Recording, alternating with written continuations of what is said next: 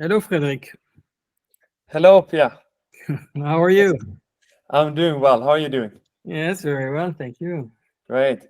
Thank you so much for your question you sent beforehand. Yeah, okay. Yeah, Okay, I we hope will that make it sure will.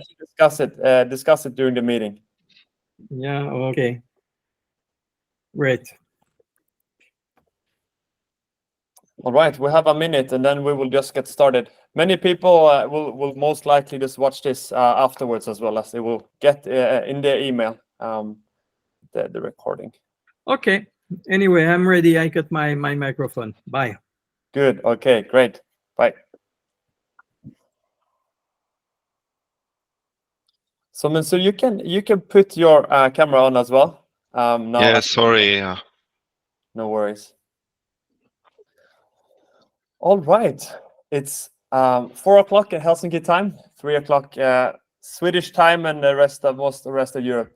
You're very warm welcome to this webinar with me and Mensur Zahirovic. We're happy to have you all here. And the theme today is how to get through the buzz in sales in 2023. This is a very interesting topic, and we look forward to discuss this together with you. So even though we have very many things to discuss, we're really open throughout the meetings for questions and follow-up questions. Just a little quick about us. So we have Mensur with us here today. Could you just quickly introduce yourself, and I will also take a few seconds, and then we can go through the agenda today. Absolutely. Hi, everyone. Really nice to meet you all. My name is Mensur. I live in Malmö, Sweden. I have my own company developing softwares.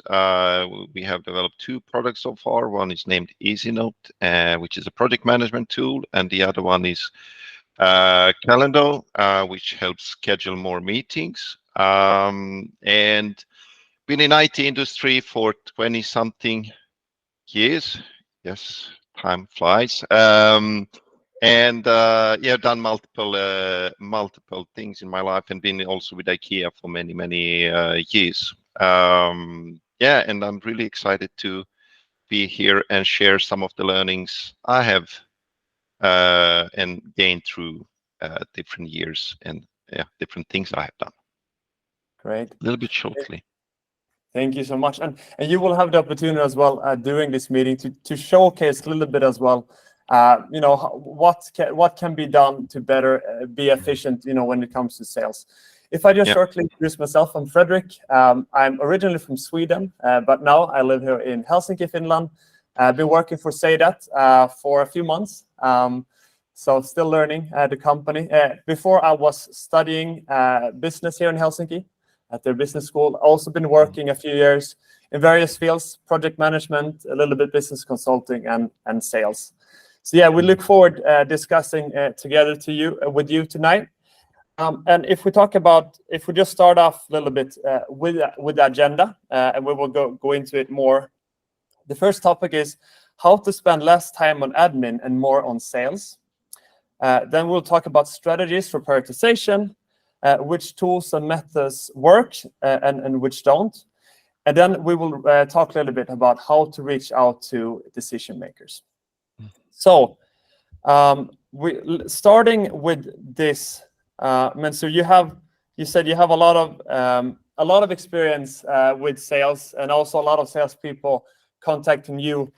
If you look at overall, like there are various data showing like how much time does really salespeople put on admin and how much time do they spend on actual selling. And one of those numbers is that 35% of the time is only spent on actual selling, meaning that there are a lot of activities that the salespeople do, during their workday that actually are not related to actually selling. Yeah. So kind of having that in mind, would you start a little bit talking about calendar management and scheduling? What are your thoughts and experience around that? So I think based on going through this hard journey myself and trying to learn the hard way, it takes a lot of time to find the right leads, to find the prospects, to contact the right decision maker.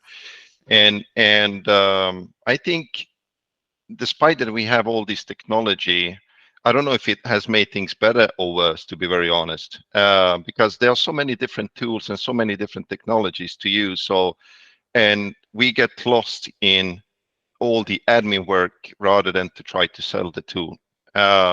And what we should really focus on is try to, as we have one of these things we talked about, is the automation, and try to make our life easier so we can actually focus on what really matters, and that is to do the selling, because it takes a lot of time to especially nowadays, to get through all this buzz and find the right people, sending the emails back and forward, a lot of discussions, and we lose a lot of time on the actual selling. So that's why it's so important to try to find good tools to do the scheduling, the calendar management, and to actually try to close as many or get as many meetings as possible. Right. And could you just share like how often do you get contacted by, you mentioned a little bit about your emails, that you get quite a lot of emails from various salespeople as well. Yeah. This has become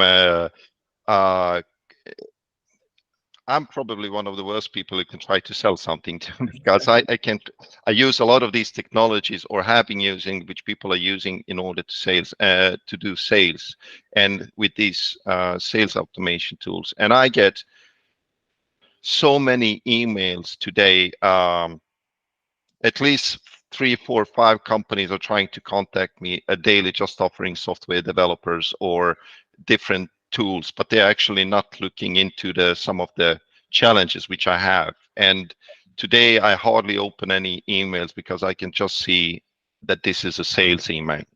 So it's becoming more and more, and I think this is general for everyone. People are just overwhelmed with all the emails and everything they get sent to them. So they just try, you put like on ignore mode, and I'm one of them. So I think there needs to be another approach in order to do the sales. Right. So now you should, we should discuss then, what are some of the tips to be able to sell to people like you? I think this would be very interesting for all types of salespeople, whether you're a sales director, how can you grow a company? What can you focus more on? Or if you're an SDR booking meetings, or if you're a sales manager, for instance. So it would be interesting to go more into that. Also, when it comes to material management, that is something that I get in touch with a lot of companies that have issues with material management. So Seidat, the company that I'm working for, we have a sales enablement platform. And I will discuss a little bit more about Seidat. But when I discuss presentations with companies, they spend a lot of time tailoring their presentations. They can spend, some salespeople can spend hours, like tens of hours every week, to prepare sales presentations, and they want to make it kind of like they want to make it visually pleasing. They want to have maybe some different features. And I would say in many cases, salespeople, they focus on the wrong thing, because what is more important? Is it more important to have, I would say, like the most amazing slide decks and just put all the time on that, or would it be wise to spend some time on having nice material, but also some more time to really understand the customer? Understanding, like, okay, do they have any new recruitments this year? What's the revenue? What's the revenue growth during these last years? Who will I sell to? What's the decision maker there? What's his or her background? What are some of the other decision makers in that company? So I would say that is, I would say, one of the issues with the companies that I usually meet, is that the salespeople, they put too much time into material management. First of all, like, they can't always find the right material. They might have several versions of the same document, and they're trying to find in the SharePoint or ask around the salespeople if they have, that new slide that everybody wants, or that latest presentation. So I would say that is one of the admin things that can be done differently. And I will also discuss a little bit about that later on, how that can be more automated, or another way, like how can you spend less time, that you will easier find and create new presentations and focus more on the customer. One thing I would, if I may add just on these automations, I think it's what we have been doing is we have been looking on different tasks that are admin tasks that take a lot of time. For example, if we find a lead, that lead, we would like to add it to the CRM, send an email, after certain days. So what we have been looking at, okay, what are some of these repetitive things we do? We wrote everything down. And then, okay, how can we automate this? Now, there are multiple tools, for example, like Zapier, which you can use to automate your workflow. And I think that is one of the opportunities that should be used to write down everything. What am I doing most of the time? What tools can help me to actually remove this work? So we can now, move it out of the way. So that is a strong recommendation. And then you will spend less time on admin because it takes a lot of time to do repetitive tasks. Right. And also I think like when it comes to time management, like time is the most valuable resource for companies. And how do you use your time? If you have this management principle, you can think about good, better, best. There might be some activities that are good. They can bring you some value. There might be some activities that are better. That actually, they're actually better than the good ones. But then there are also those activities that are the best. And of course, they can differ depending on the role and the company. But I mean, like, I think it's important for you as a sales guy and also an organization to think about what are some of those best things we can do to actually, maximize our time, and then use that efficiently to drive more growth. Do you have anything more to add there when it comes to prospect and lead generation? Yes. One thing we have been working on, it's extremely hard sometimes to do it's very, very time consuming to do the prospecting lead generation. And we have been working a lot with different tools, which are automatically sending the emails and so on to different people. But one thing that takes a lot of time is very, very important step is actually to do the prospecting and find a decision maker who you're going to send this to. And also, one thing we also did was outsource a lot of this work. There's a lot of companies out there, especially in Philippines, which are really good on prospecting and doing lead generation. So rather than me spending time and finding these leads, what we have done is and we will talk about it, look then on who is our customer. We sent to them, please find these people for us, and then let's try to book a meeting, because what we are trying to really is try to book a meeting to explain to someone how we can solve a problem for them. Right. So this is a big part which we sometimes take out and also somewhere rather us spending on time on this, because it's very, very, very time consuming, especially nowadays. Would you recommend all the companies to do, or is there a specific? I mean, like I think it's really up to it's very important to know what you're selling and what product you're selling or service, and then look on is this something that can be outsourced or not? Who do I need to talk to? Is my product sellable to 1 million people, or do we like have certain amount of customers per country? So it all depends on the need and who the customer is. Right. Great, thank you. Is there anybody online that has anything? We have gotten a few questions, but as well, is there anybody online that has something that you would like to share regarding any of these principles? Or if you have any questions, you're very open to bring that up. You can either write or you can also, please, if you can, open up your mic as well, if that's possible. I can just, maybe if you want to, with all the spam control, is there a good way to use the email list to inform? Yes, there is a still good way. One thing you really need to keep track of if your domain is not being marked as spammed. This is a really important step. You need to keep your domain fresh and healthy and clean up the list which you are sending to your customers. Otherwise, your emails will end up in spam. Right. Good. All right. Thank you for that. Let's go to the next topic then. And this is a very interesting one. How to solve a problem for a decision maker. And Mensur, if you can start off a little bit talking about the problem. What should we think about in regards to the problems that decision makers may face? So, well, one thing is before solving the problem for a decision maker, I think we need to take a step back, and this is where I've failed a few times in my life when I tried to create something rather to think of, okay, what does my product or what problem do I solve? That is very, very important question to be answered. And once we have that, then I think it's very important, okay, now what value do I give to the customer? What does this, or what kind of value does this actually give to someone? Based on the problem, and when we have the value, then we can look who is our right customer, who should we really contact, and who is the decision maker. Because with everything out there, it's really, really important more than ever, actually, to when you reach out to someone to explain. And this is, I think, where most of the people are doing the mistake today, especially if the emails they are sending general emails.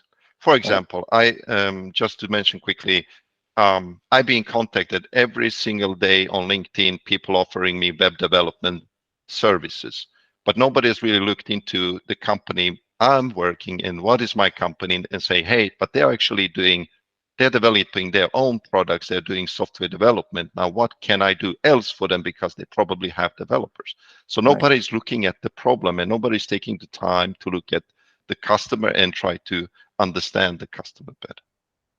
Yes.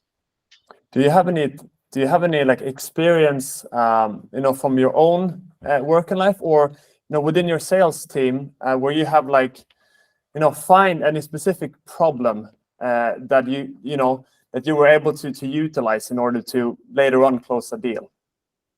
The one thing that we are doing actually every time is, for example, when we are trying to do sales, is we go to the customer's website.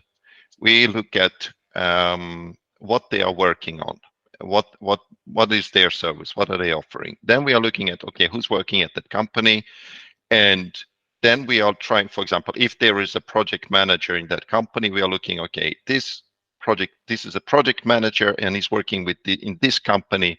What challenges might that person have in his role at that company? Then we are trying to see, how does our product solve his problem, and what value do we give to them? Right. So these are all the things we take in place every time we try to reach out to someone.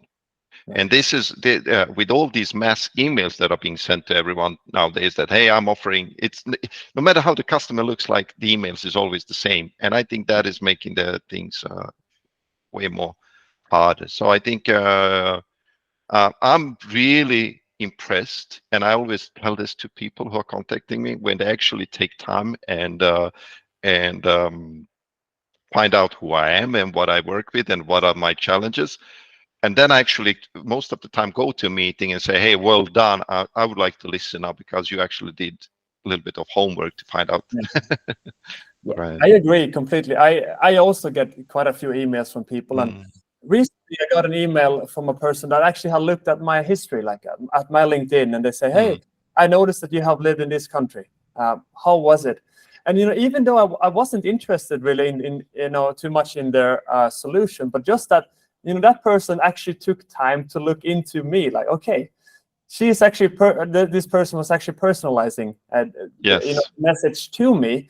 So then I felt obligated. Okay, I should answer, even though I might not buy the product, but at least like taking it doesn't need to take long. You don't need to take a full workday 8 hours to look into everything about that person you run into, but just like 2-3 minutes going through their LinkedIn.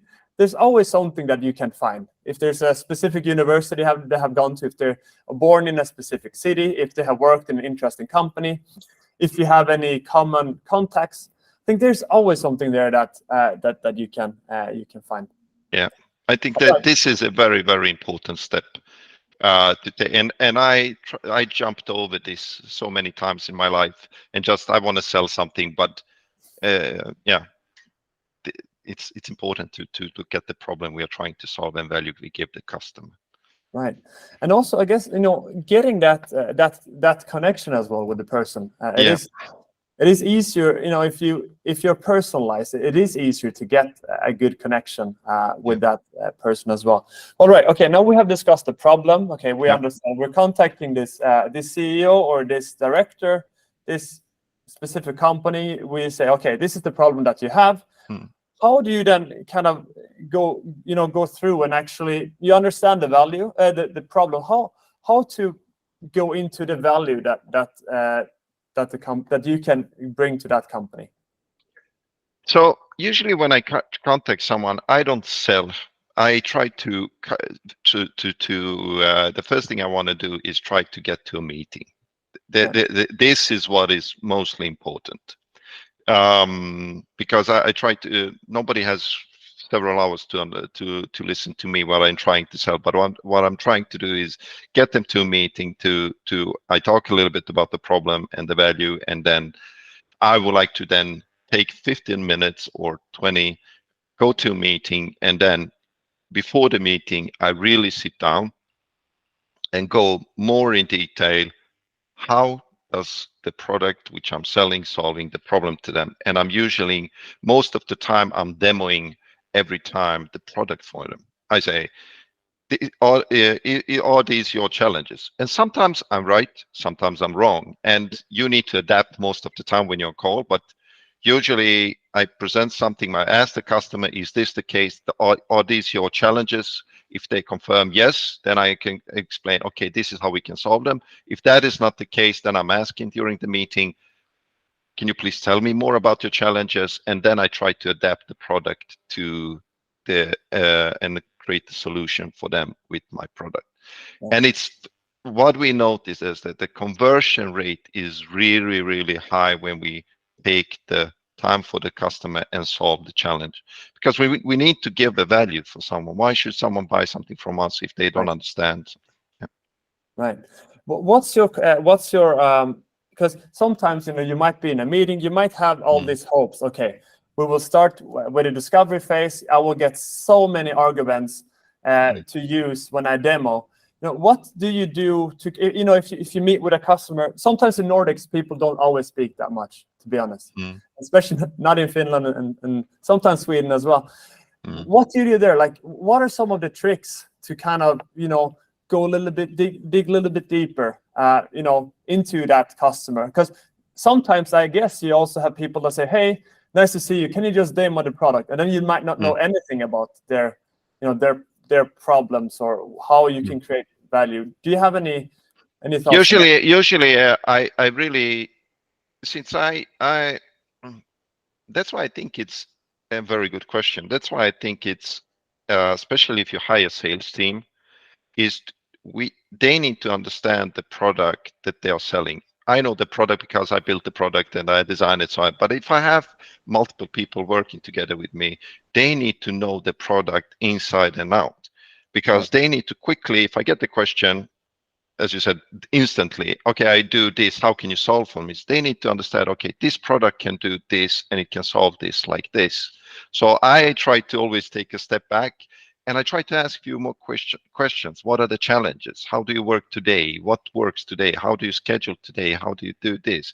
In order for me to be able to build a case or adapt a tool for them. Right.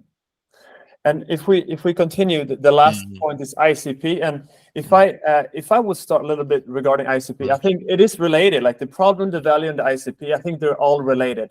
Because the ICP, most likely, if they're not in the ICP, you might not be able to sell the product because it won't add the actual value.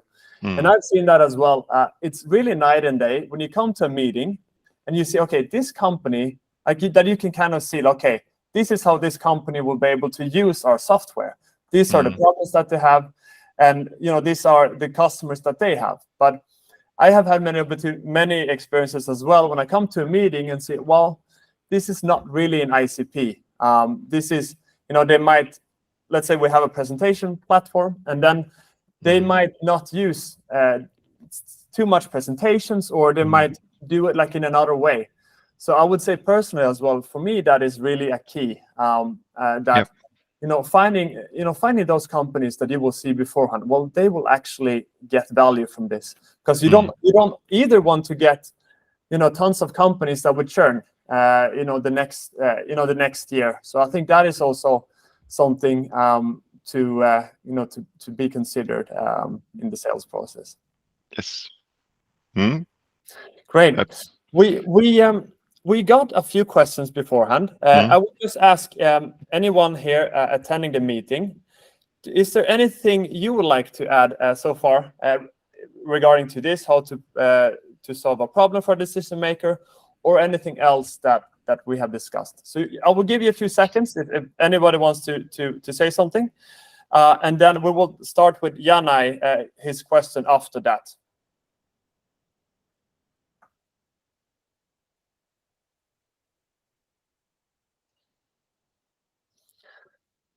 All right. Okay. So Janai, if you start with your question, then we can take the other questions as they come along.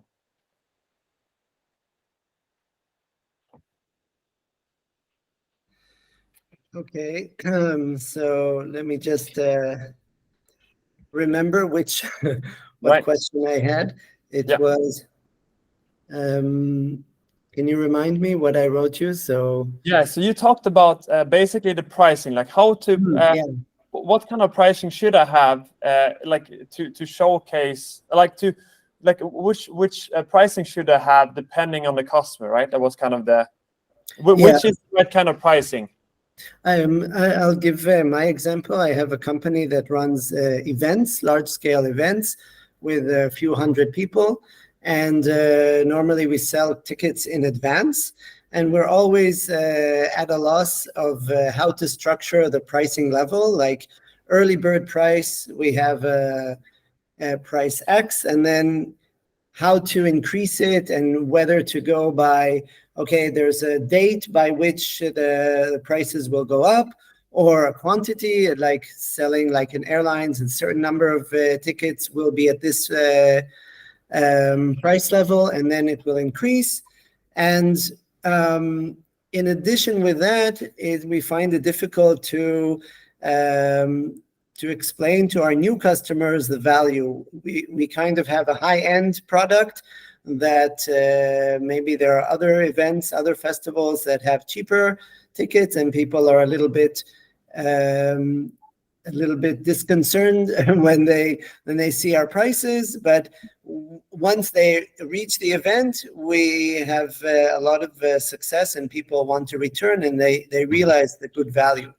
But so those are the two things: the price structure, how to raise prices, or what are the principles there, and how to explain that in advance what the value is going to be. When we're selling at a high price relative to the market. And I know, for instance, Mensur, I know that at your company you have actually this kind of, it's a time range that when they can get a little bit cheaper pricing as well. So I think you have some experiences regarding this. Would you start off a little bit your thoughts regarding this, and then I can share some as well. Yeah, I think it's one thing that we sometimes do. For example, we have a counter on our website which counts down that the deal is going to end in 3 hours. So what we want to create sometimes is a fear of missing out. If they don't get this deal, then so one thing that can be done is maybe you can put a certain hours before a certain deal is out, and then you can also have on other deal, you can have until certain date.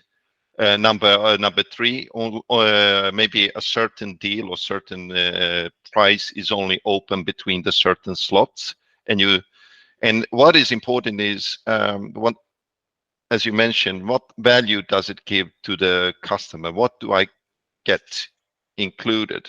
So it's really important that to structure it in a, we should not have too many packages. I learned that as well. And it's very important for the customer. I mentioned this to Fredrik, I think a little bit earlier too. Just because I know something and I understand something, I've proven to myself that so many people and so many of our customers don't understand what I'm actually thinking and what I mean by something. So what is very important is actually to take time and ask someone else, ask 5 other people or 50 other customers, do you understand what we are trying to offer in here? What value do we give to you? What do you feel? Because just because I understand, I wrote something on the website, I might think, but they will also understand. And I can tell you, the same product that the calendar that we have now is where I think something should be and how I interpret it, people are not doing that. So this can help you, I think, on your journey as well to also set, how do I set the pricing? Well, there are multiple ways, as I mentioned, the fear of missing out, the certain days. I know when I try to book on some events where some artists are, there are early bird tickets, there are some, and by certain dates, they are gone. Now I need to pay maybe 30% more, but I'm going to pay 30% more because if I don't do it by that day, it's going to increase additionally 30%. Right. And kind of building on that, I had an experience actually last week. So I'm a supporter of a quite crappy football team, to be honest, but I still support them. But they had so they played in the Swedish league. I won't tell the club; might be bad marketing otherwise. But anyway, they were playing the other week, and they had like 10,000 people watching the game, and then they lost that game, and then they had a new home game. I would say I think it was like 5 or 4 days later. And right now it's going really bad for the team. They haven't won many games recently, and yeah, they're doing really bad. So I got an email from the club, with the goalkeeper. He was talking about, okay, we understand that there's so many people disappointed. We want to make up for this, so now we will give you 50% discount on all the tickets to the next game. And yeah, so I got that message, and I kind of felt, I won't go there. I live in Finland right now, so I won't fly to Sweden just for that game. But I thought it was interesting, and I was thinking already beforehand, like, well, it won't work, because it's all about what's the demand as well. We're talking about the value, but also the demand. These people that have been watching this crappy team, and there were 10,000 people going to the game before, which is quite a lot for that team. And since they're not really creating that much value in terms of the game, I kind of thought beforehand that, well, I don't really think this will help. Like, even if it would be free, I don't think that many people will come. And interestingly, when the game they played yesterday, and there were only 4,300 people at the game, even though the pricing was half from the previous game when there were 10,000 people. So I think it really comes down to the demand as well. So yeah, did we answer your question, or would you like to add something? Let me just be a little bit more specific about the steps. Mensur said there may be 30% increase. It has to be like a substantial. Yeah, I just took an example, but yeah, I understand. Yeah, it can't be just a little bit, because then people. Yeah, okay, I'll just wait to the last minute and it'll just be a little bit more. It has to be like a substantial increase. Yeah, absolutely. But once again, I don't think it should be a massive amount of steps. I don't think it should be like 10 different packages, but try to keep it maybe 3, 4, maximum 5 if they don't do a certain, and it all depends when also how long you're having the sale. It's very important. because the longer, so it's all about creating the also the fear of missing out. Right. Yeah. Okay. Thank you so much for that question. I think we're ready to go through to the next step, and also we'll take some questions later on as well. All right. So, which tools and methods work and which doesn't? If we start a little bit off here, I know that you are really into this email. So if you would start us off a little bit, Mensur, regarding that tool. Yes, I am and have been, and it's I think that a lot of things have changed quite significantly the last just few years. When I saw these email marketing tools in the beginning, I said, wow, this is a game changer, but it's gonna not last for long. The challenge today is that it's so easy to find someone's email today, and you just get bombarded with millions of emails every single day. Email used to be something that is owned, private. You had your own. We were very proud to have my own emails, and usually when you got the email, you knew that it was someone from who you probably knew, and you opened that email. That is not the case today. It's just being sent. So what has this caused is that most of the people maybe open the email, maybe, but you don't get so many replies. The replies you might get are leave me alone, remove me from your list, don't email me ever again, and so on. Right. And I think email might work and is working in some cases. However, it is extremely important to write those emails properly if you're doing this on a massive scale. Right. We sent emails sometimes to 30 people, but we have sent also tens of thousands of emails. So it all differs with different results. But there's a lot of technology involved in the email when it's being sent today. Right. So cold calling. So your idea there, should it be like a AI generated email, or should it be try to make it personalized? It needs to be extremely personalized, the email. It needs to show the value. It needs to show, we need to talk about we need to identify the problem the prospect is having, the lead, and the solution we are offering. It needs to be short. It should not be long as a book. Nobody has time to read the long emails, and we need to get down to the point. And one thing that most of these emails are failing, because as soon as I open now one of these, I can instantly see that it's written by generated.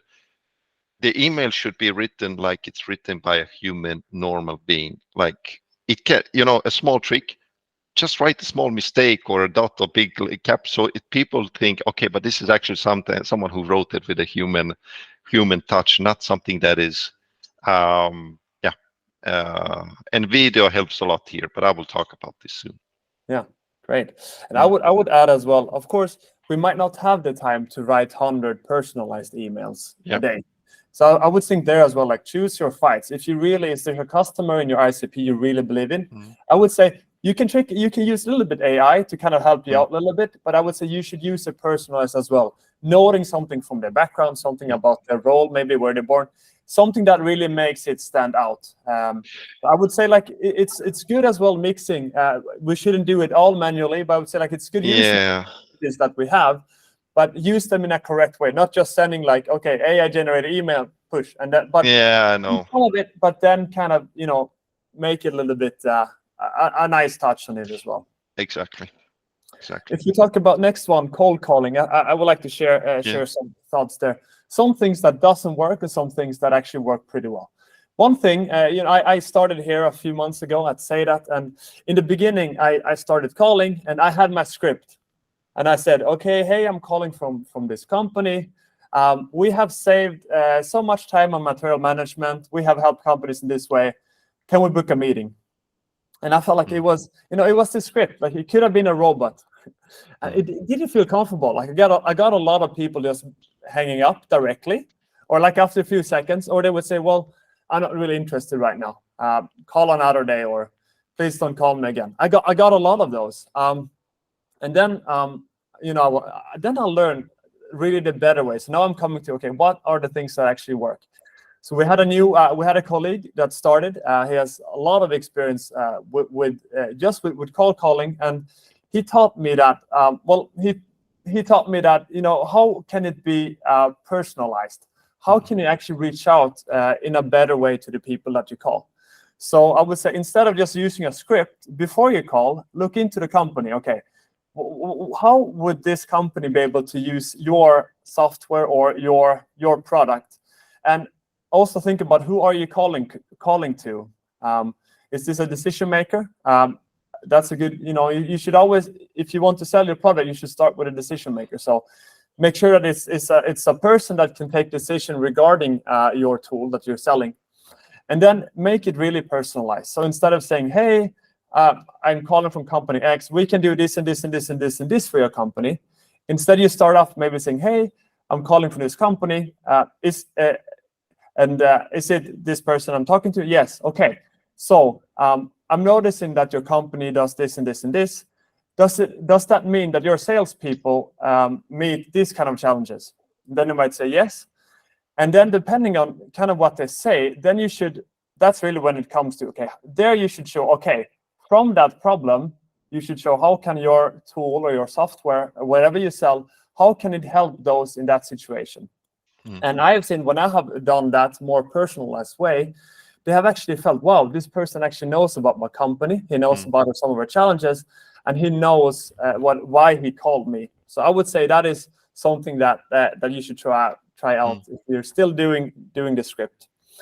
Continuing here, we have LinkedIn and advertising. If you start with LinkedIn, what would you like to give for advice there? Yeah, when it comes to the LinkedIn, so one thing is, if you're gonna contact someone on private message, please look at the person who are you actually contacting them, and what are they working, and the reason why you are actually contacting them. Once again, most of the people actually contact me today are trying to offer software development services. I develop my own software, so I don't even accept requests anymore as soon as I see one of those messages, because I know that they are contacting me just to sell something, and I don't want to be bothered with that, because I don't need that. What I need, for example, is I need to scale my business and make it bigger and more sales, like most of us. So I need someone who will solve that problem for me. That is number one. And number two is, when it comes to LinkedIn, it's very important to, the other thing that happens is, you contact someone, they accept your request, and then you're sending a huge message about something that you're trying to offer. That is also a big warning flag. Right. What I really like is when someone just say, hey Mensur, thank you for connection, have a good day. And then leave it at that, let it go a week, 10 days, and then write a short message. How are you doing today? Is everything fine? Just to have this normal human touch. That will lead to way bigger. So that is working. The other part is not working. Right. Thank you. I agree with that as well. Most of the mails that I have got answered on LinkedIn is when I've tried to be a little bit personalized. Recently, I got in contact with a sales director that had lived in Lund in Sweden, and I just started off like, hey, I noticed that you studied at Lund University. Did you like the falafel place close by? It wasn't that, hey, I have this product for you. I don't know you, but I can solve all your problems. Book a meeting with me this week. It wasn't like that. It was more like kind of what you said, like more of a personal touch. Yep. So I really, really agree that is a better way. And then you have Then we have advertising as well. What are your takes on that? This one is a tricky one as well. It all depends on where you're advertising and what product you're advertising. So this can differ very much. I noted, I met two guys who just made a Chrome extension, and they did only TikTok videos, and they got 200,000 signups. Like, how? I was like, how is that even possible? It's all about the at the same time is when we are doing advertising, it's very important who you hire here, because the costs can just skyrocket. You can get, it all depends on who's clicking on that advertising. Is that even though you get 200 customers or 200 people signing up on your product, are they the right customers? Then you need to look at, is Google for me? Okay, why? How much does it cost? LinkedIn, probably one of the most expensive places to advertise on, but actually are my customers there? So what works really there is same thing, communicate the problem. What are we trying to solve? Look where the most of your potential customers are. And 3 is, if you're going to do advertising, there's a lot of people who say that they can do advertising, but trust me, they cannot. They will just spend a lot of your own money. So if you're going to do advertising, make sure it's much more, even though it costs a little bit more, but it's better to hire someone who has really done this for a while, who will actually convert your people clicking on your website into your potential customers, because this can be very, very, very costly in the end. Right. So yeah, if you don't have a lot of good people in your organization that can do it, I think that's a good way to go about it. Yeah. Also, when it comes to tools, ways of automate things, I know that you have something that you would like to show. Yes, and I can show you a little bit of some of the just few tools that to give you a hint on how this can be done, and different things that we are using in order to contact people. So I think it will be useful if you haven't done this. So let me see if I can share my screen. Yes.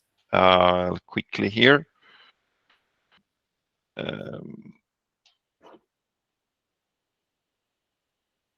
Okay, do you see my, let me know if Yes. you see my screen. Yes, yeah.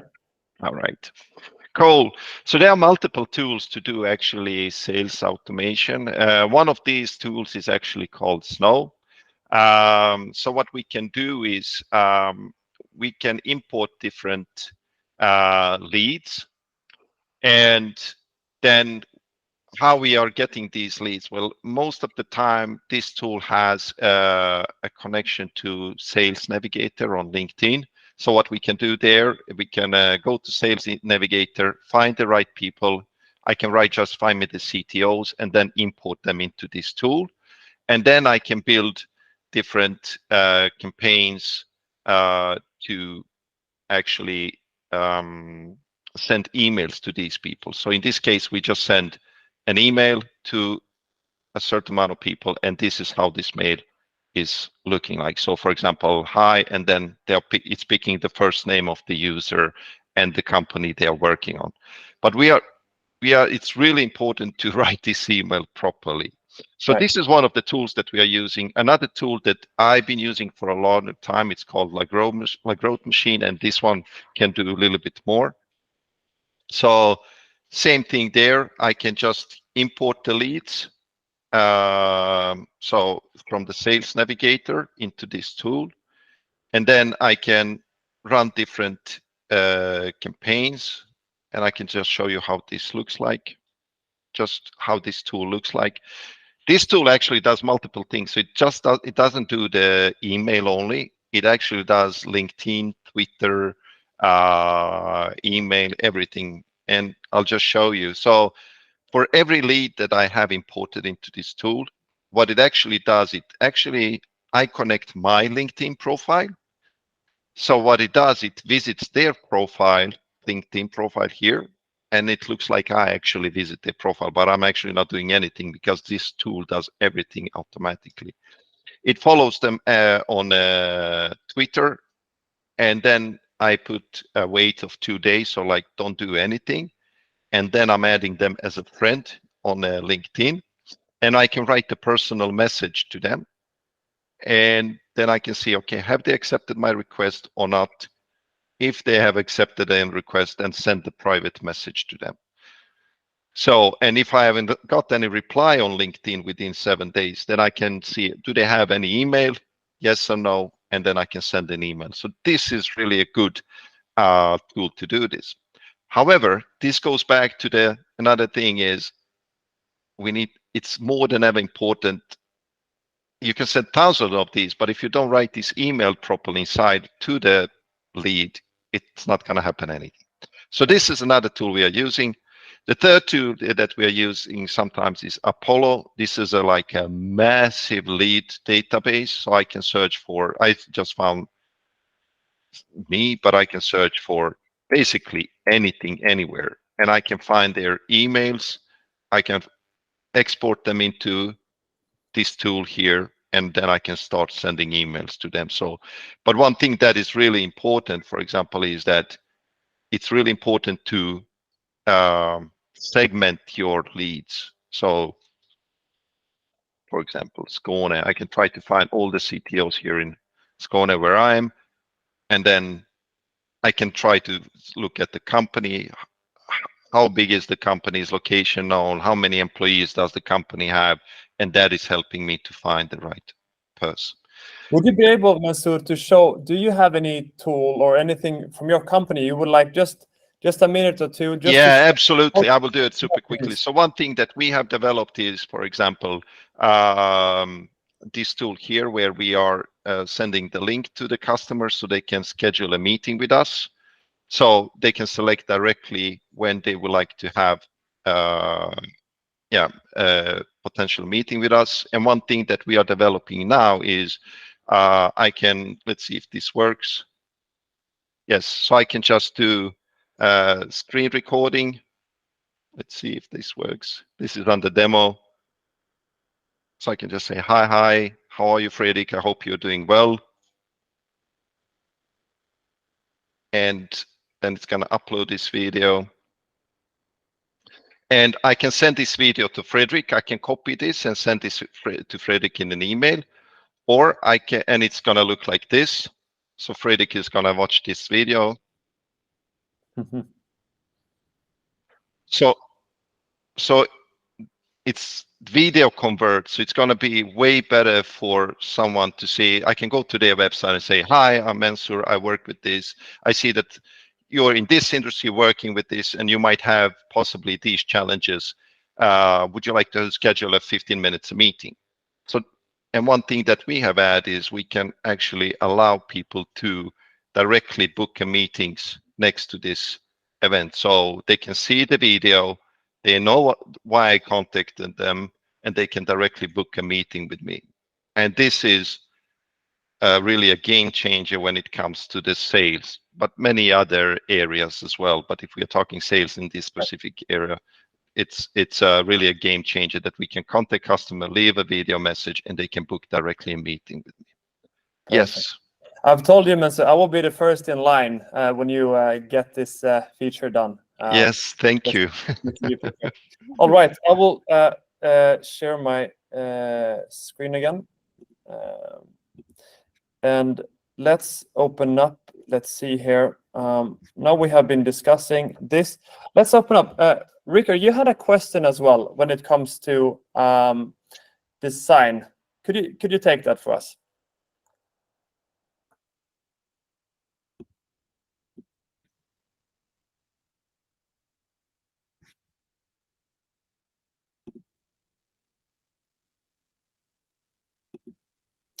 Are you still in the meeting? Oh, sorry, Pierre. Pierre, do you have a question regarding the design? I think you're muted.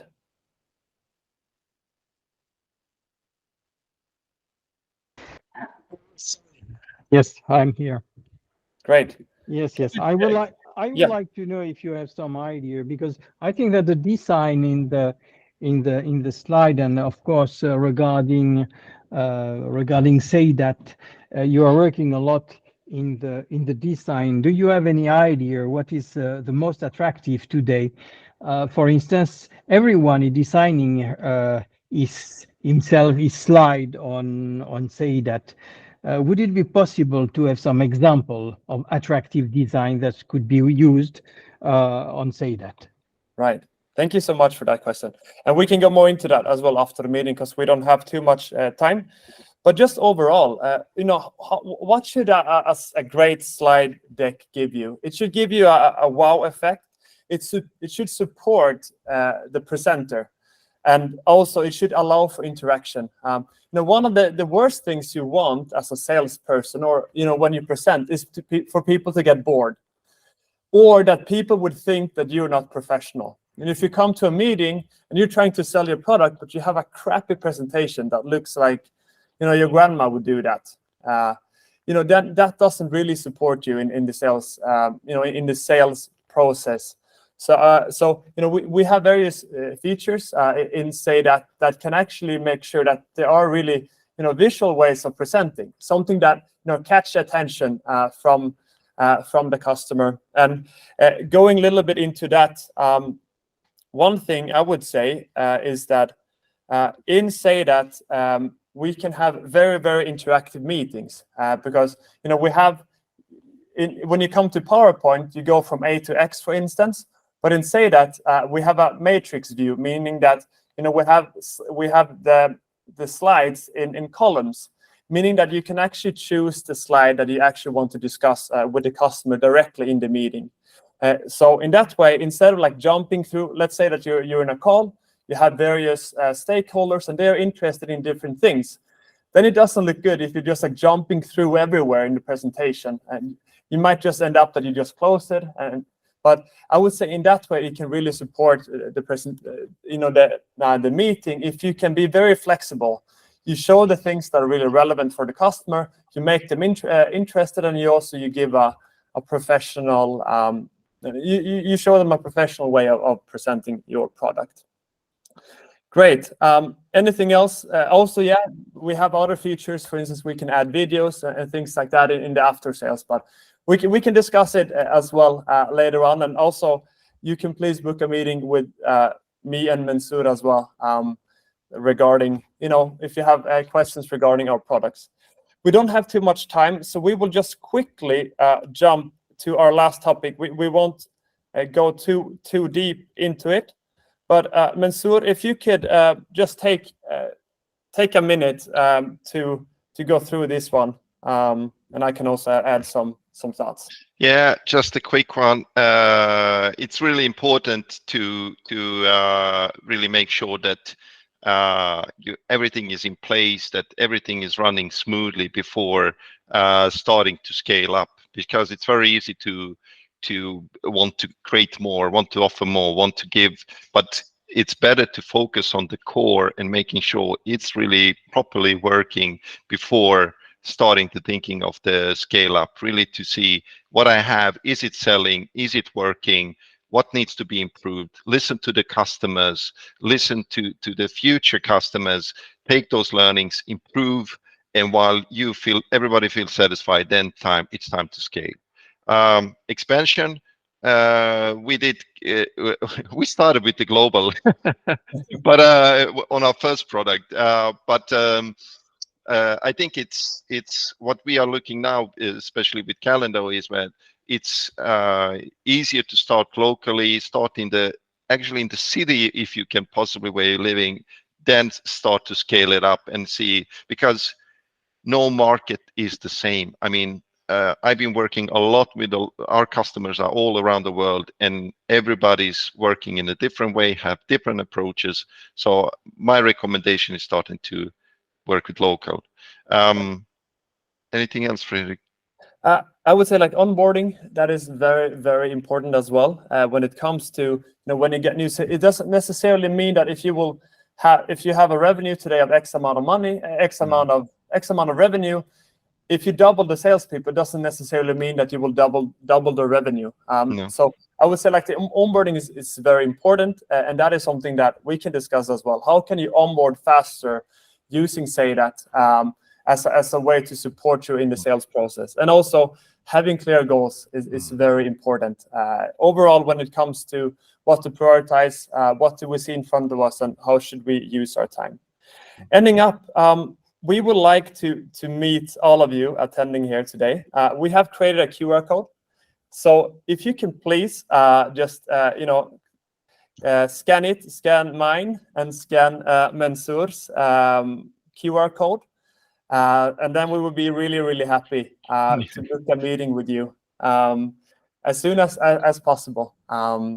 Because as you can see today, like there are many ways you can use Calendo and Seidat to grow your sales, and also to get rid of admin and focus on the things that actually give the most value.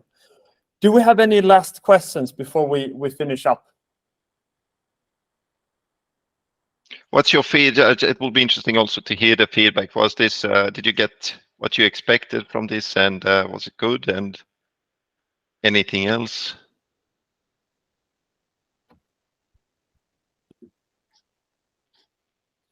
You can write as well if you feel a little bit nervous, or if you don't want to reach out. I can ask Janai, was it fine? Did it answer your expectations? Did it live up to it? Hi, thank you for the webinar. Yes, I picked up a few ideas, and I think it's hard to tailor, for such a wide customer base. So I think I would need to sit, and understand more specifically things that are relevant for me. But I picked up a few tips, so thank you very much. I really have to go, so thank you. And we need to finish up as well. Yep. We're so grateful for everybody attending today, and we look forward to keep in touch with you. And as you know, you have our contact details, so let's keep in touch and have a great day. Thank you. Thank you very much, everyone. Have a good day. Bye. Thank you. Bye-bye.